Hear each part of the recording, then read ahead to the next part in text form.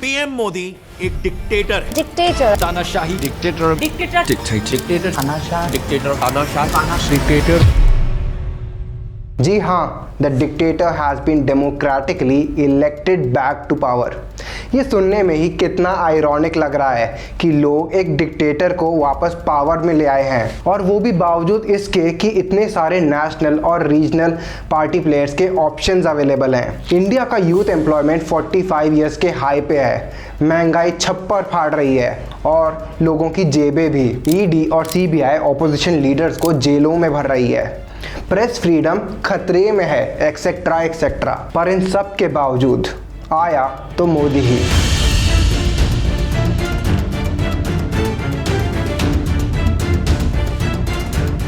क्या इसका मतलब ये है कि जनता को ED powered washing machine, electoral bond fiasco और क्रोनी कैपिटलिज्म जैसे मुद्दों से कोई फर्क नहीं पड़ता, या फिर जनता के इश्यूज इन सब चीज़ों से अलग हैं? और अब क्योंकि बीजेपी गवर्नमेंट वापस पावर में आ गई है, तो इस बार की मोदी सरकार क्या धमाकेदार करने वाली है? ज़्यादा बुद्धि दौड़ाने की ज़रूरत नहीं है, मैं हूं ना। You sit back and relax while we declutter it for you.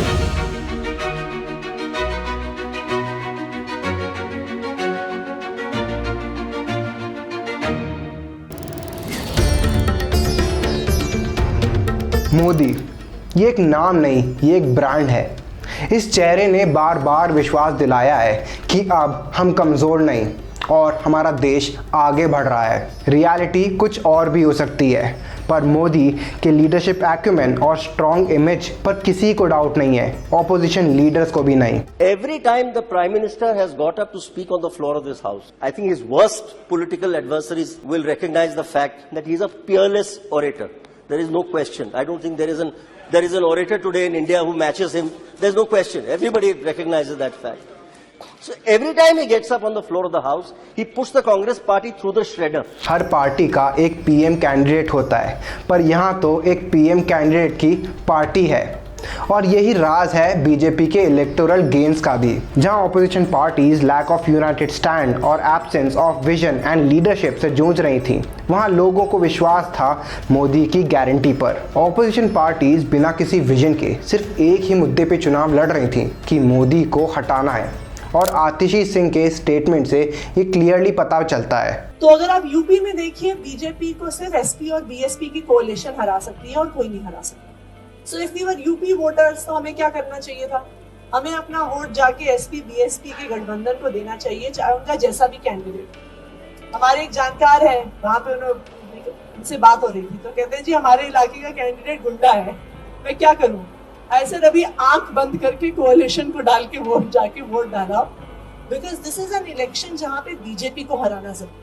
BJP ने अपने मैनिफेस्टो में बात की ग्रोथ एंड डेवलपमेंट की। मैन्युफैक्चरिंग वर्ड बीजेपी के मैनिफेस्टो में 129 टाइम्स देखा जा सकता है, डेवलपमेंट 100 टाइम्स। इंडिया आज के टाइम एस्पिरेशंस का देश है, जिसे बीजेपी का मैनिफेस्टो या संकल्प पत्र पोर्ट्रे करता है। वहीं दूसरी ओर कांग्रेस अपने मैनिफेस्टो में बात करता है वेल्थ रीडिस्ट्रीब्यूशन की, यानी वेल्थ को बांटकर खत्म कर दो, ना कि ग्रोथ से उस वेल्थ को और बढ़ाया जा सके। इससे इंडिया की पॉपुलेशन का बड़ा हिस्सा कांग्रेस के प्लान से स्केप्टिकल था और उनकी विचारधारा से कनेक्ट नहीं कर पाया, और ये पहली बार थोड़ी था। बाकी इलेक्शन रिजल्ट्स ने पूरी कहानी बयां तो कर ही दी है। हालांकि ये नोट करने वाली बात है कि इंडिया अलायंस ने एग्जिट पोल से बेटर परफॉर्म किया है, खासकर हरियाणा, राजस्थान और यूपी में। यूपी की बात करें तो बीजेपी को 2019 के कंपैरिजन में हेवी इलेक्टोरल लॉसेस हुए हैं, जहां गेन किया है इंडिया अलायंस की समाजवादी पार्टी ने। इलेक्शन का डेटा ये दिखाता है कि समाजवादी पार्टी ने शेड्यूल कास्ट इन्फ्लुएंस सीट्स पे अपना जलवा दिखाया और मुस्लिम वोट्स का पोलराइजेशन भी इनके फेवर में गया। राजस्थान, हरियाणा और यूपी में कांग्रेस और समाजवादी पार्टी का रिवाइवल बीजेपी के लिए साफ इशारा है कि इन जगहों पर युवाओं ने अपना आक्रोश उन्हें दिखाया है। सरकारी एग्जाम्स के लीक और अग्निवीर जैसी स्कीम्स ने हिंदी हार्टलैंड में बीजेपी की हालत टाइट कर दी है, और अनएम्प्लॉयमेंट के मुद्दे के बारे में तो हम वीडियो के स्टार्ट में ही आपको बता चुके हैं। पर फिर भी अगर एंटी इनकम्बेंसी को अकाउंट करें तो बीजेपी का परसेप्शन जनता में ठीक ही रहा है। और क्योंकि बात इमेज एंड परसेप्शन की कर ही रहे हैं, तो हम ये कैसे भूल सकते हैं कि पिछले कुछ सालों में बीजेपी की सरकार ने अपने डिप्लोमेसी और फॉरेन पॉलिसी इनिशिएटिव से कैसे तहलका मचाया हुआ है। American authorities say an Indian government official directed a plot to assassinate a prominent Sikh separatist leader in New York City. It was a daylight assassination. Hardeep Singh Nijjar gunned down by masked men on a summer evening in Vancouver last June.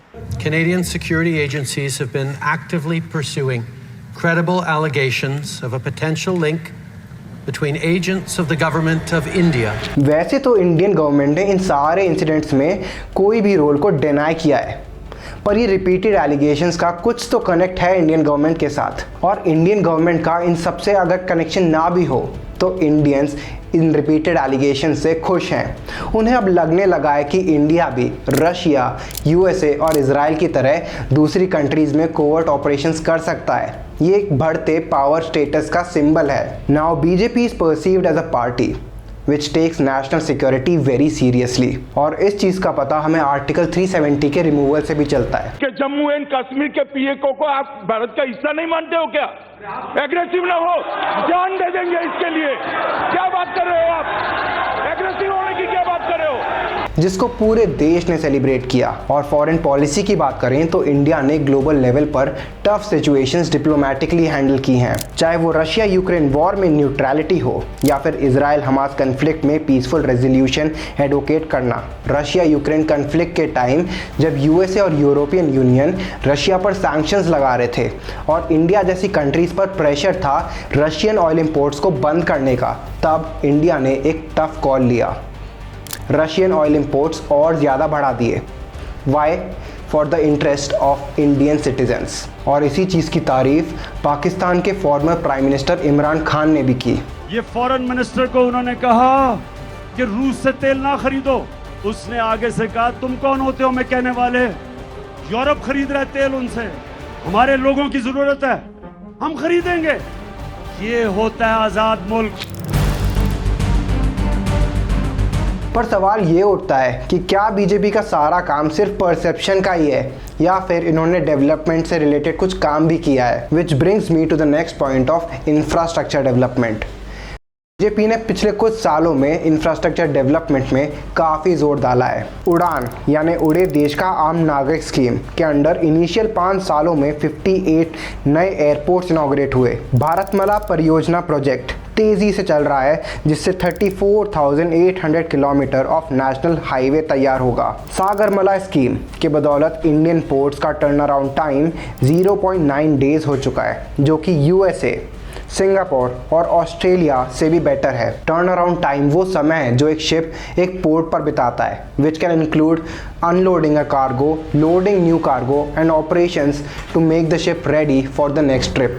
और ये सारी schemes part हैं PM गति शक्ति national master plan का, which aims to improve multi modal connectivity, जिससे trade और logistics streamline हो सके। आप समझ सकते हो कि ये कितना विजनरी प्लान है। ऐसे ही कई सारे इंफ्रास्ट्रक्चर रिलेटेड प्रोजेक्ट्स पूरे देश में चल रहे हैं, चाहे वो टेक्सटाइल इंडस्ट्री के डेवलपमेंट के लिए पीएम मित्र स्कीम हो या फिर बॉर्डर एरियाज में इंक्रीज्ड रोड कवरेज और विलेज डेवलपमेंट के प्रोजेक्ट्स। अगर डिटेल्स में जाने लगे तो शायद इस चीज़ के लिए भी एक सेपरेट वीडियो बनानी पड़ेगी। अगली चीज़ जिसने बीजेपी को इनडायरेक्टली हेल्प किया है और बीजेपी पे ये क्रिटिसिज्म भी है, वो है वेपनाइजेशन ऑफ गवर्नमेंट बॉडीज़ का। 2024 से 25 अपोजिशन लीडर्स जो कि करप्शन चार्जेस फेस कर रहे थे, उन्होंने बीजेपी ज्वाइन की और उनमें से 23 नेताओं के करप्शन चार्जेस को बीजेपी की ईमानदारी की वॉशिंग मशीन ने साफ कर दिया। इसके कारण अपोजिशन पार्टी के कई लीडर्स जो शायद उन अपोजिशन पार्टीज़ के लिए चुनाव लड़ते, वो बीजेपी में शिफ्ट हो गए। क्यों? शायद अगला नंबर उनका ही होता। इसी डर से इसने अपोजिशन पार्टीज़ की इलेक्टोरल टैली को कुछ हद तक अफेक्ट भी किया होगा। पर यह मुद्दा थोड़ा सेंसिटिव है तो इस पर ज़्यादा डिस्कस नहीं करते। अब ठीक है, समझ आ गया कि बीजेपी क्यों जीती, पर वो सब तो पास्ट की बातें हो गई ना। फिलहाल इम्पोर्टेंट मुद्दा ये है कि बीजेपी आगे क्या करेगी। इसे समझने के लिए हमने बीजेपी के पास्ट गवर्नेंस रिकॉर्ड और इनके इलेक्शन मैनिफेस्टो पर रिसर्च करनी शुरू की और हमने एक लिस्ट बनाई ऐसे पॉइंटर्स की जो कि बीजेपी स्पेशल अटेंशन पे कर सकती है अपने इस टेन्योर में। शुरू करते हैं यूनिफॉर्म सिविल कोड के साथ। यूनिफॉर्म सिविल कोड एक ऐसा मुद्दा है जो जब भी न्यूज़ में आता है तहलका मचा देता है। The Uniform Civil Code (UCC). Uniform Civil Code. You don't want a uniform civil code. India में ऑलरेडी यूनिफॉर्म सिविल कोड है।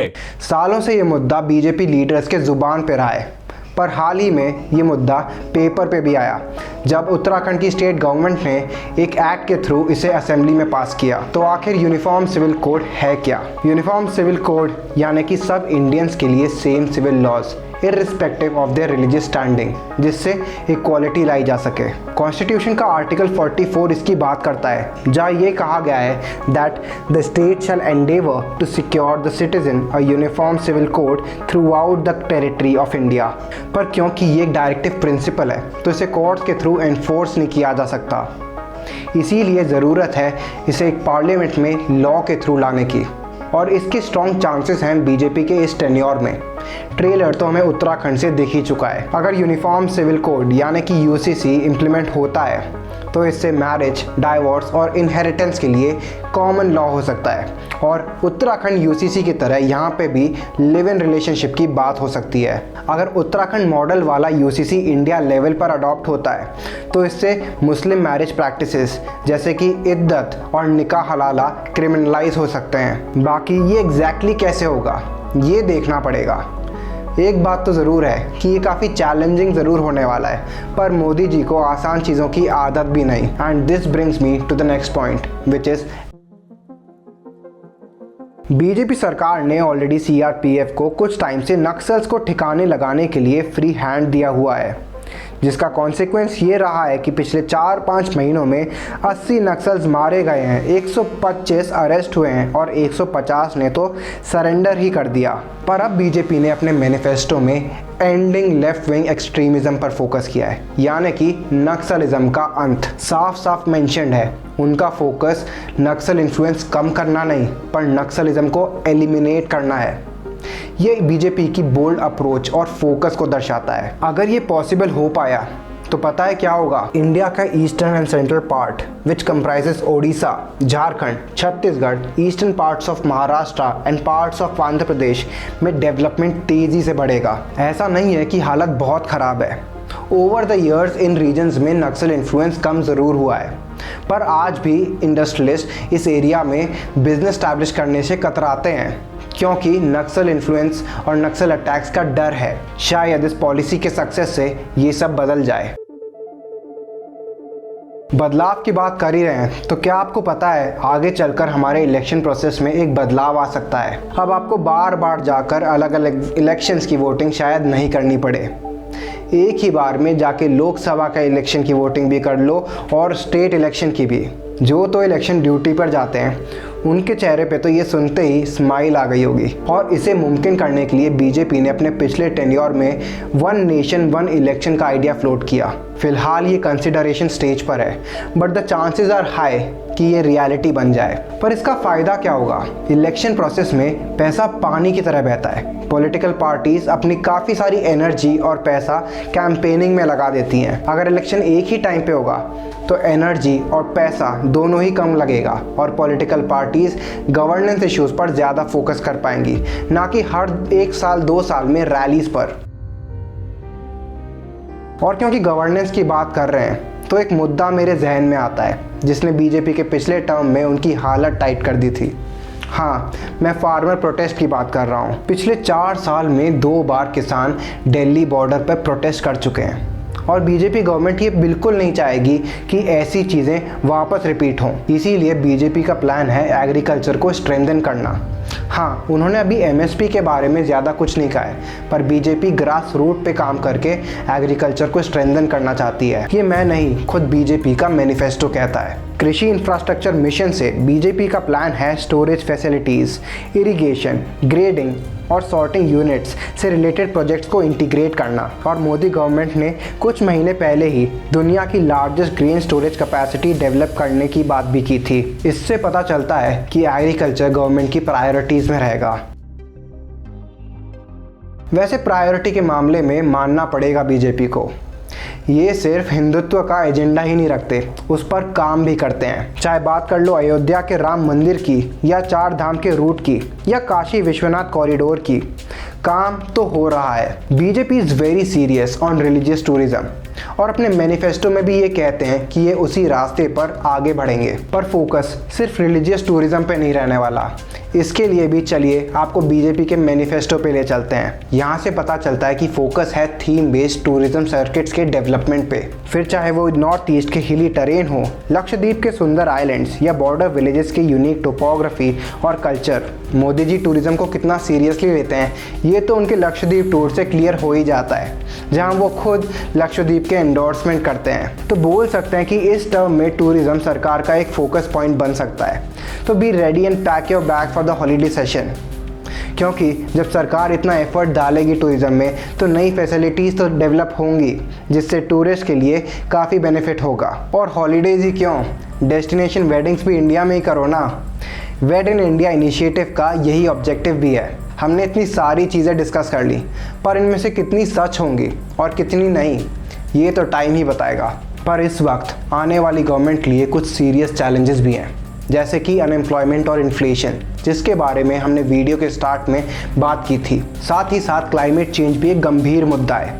मे के हीट वेव्स के ट्रेलर से ये तो पता चल ही गया होगा। वैसे तो इन सब मैटर में मैं लगातार बोल सकता हूँ, पर फिलहाल टाइम कम है तो ये चर्चा किसी और दिन करेंगे। अभी तो आप इलेक्शन रिजल्ट के वाइब्स का मज़ा लो, और पता नहीं कब तक मुझसे बुलवाते रहोगे लाइक शेयर एंड सब्सक्राइब। खुद ही कर दिया करो ना। चलो फिर अभी के लिए इतना ही, जल्दी मिलते हैं एक नए वीडियो के साथ। जय हिंद।